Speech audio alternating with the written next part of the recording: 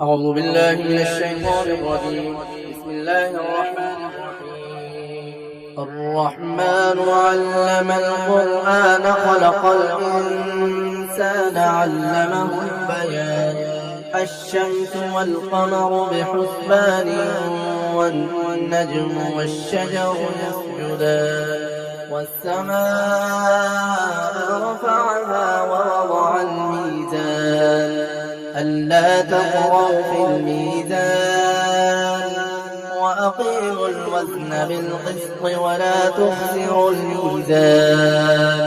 والأرض وضعها للأنام فيها فاكهة والنخل ذات الأكمام والحب ذو العصف والريحان فبأي آلاء ربكما تكذبان خلق الإنسان من صلصال كالفخار وخلق الجان من مارج من نار فبأي آلاء ربكما تكذبان رب المشرقين ورب المغربين فبأي آلاء ربكما تكذبان مرج البحرين يلتقيان بينهما برزخ لا يبغيان فبأي آلاء ربكما تكذبان يخرج منهما اللؤلؤ والمرجان فبأي آلاء ربكما تكذبان وله الجوار المنشآت في البحر كالأعلام فبأي آلاء ربكما تكذبان كل من عليها فان ويبقى وجه ربك ذو الجلال والإكرام فبأي آلاء ربكما تكذبان يسأله من في السماوات والأرض كل يوم هو في شأن فبأي آلاء ربكما تكذبان سنفرغ لكم أيها الثقلان فبأي آلاء ربكما تكذبان يا معشر الجن والإنس إن استطعتم أن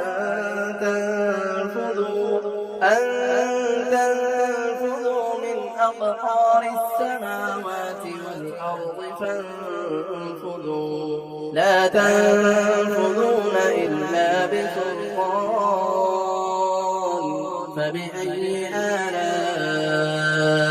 ربكما تكذبان يرسل عليكم شواظ من نار ونحاس فلا تنتصران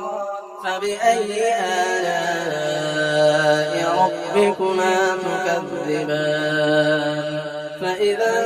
انشقت السماء فكانت وردة كالدهان فبأي آلاء ربكما تكذبان فيومئذ لا يسأل عن ذنبه إنس ولا جان فبأي آلاء ربكما تكذبان يعرف المجرمون بسيماهم فيؤخذ بالنواصي والأقدام فبأي آلاء ربكما تكذبان هذه جهنم التي يكذب بها المجرمون يطوفون بينها وبين حميم آن فبأي آلاء ربكما تكذبان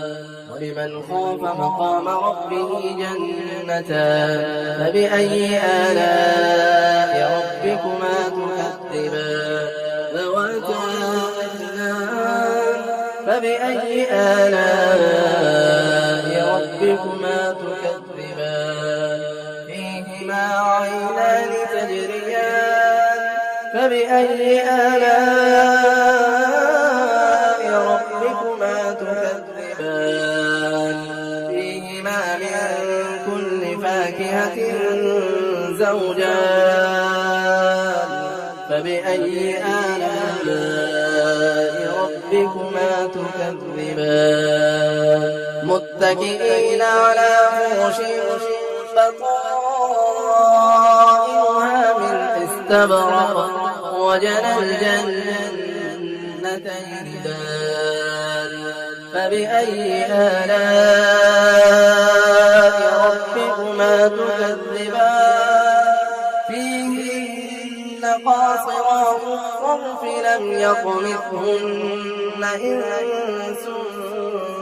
قبلهم ولا جان فبأي آلاء ربكما تكذبان كأنهن الياقوت والمرجان فبأي آلاء ربكما تكذبان هل جزاء الإحسان إلا الإحسان فبأي آلاء ربكما تكذبان ومن دونهما جنتان فبأي آلاء ربكما تكذبان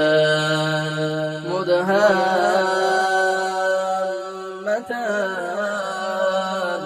فبأي آلاء ربكما تكذبان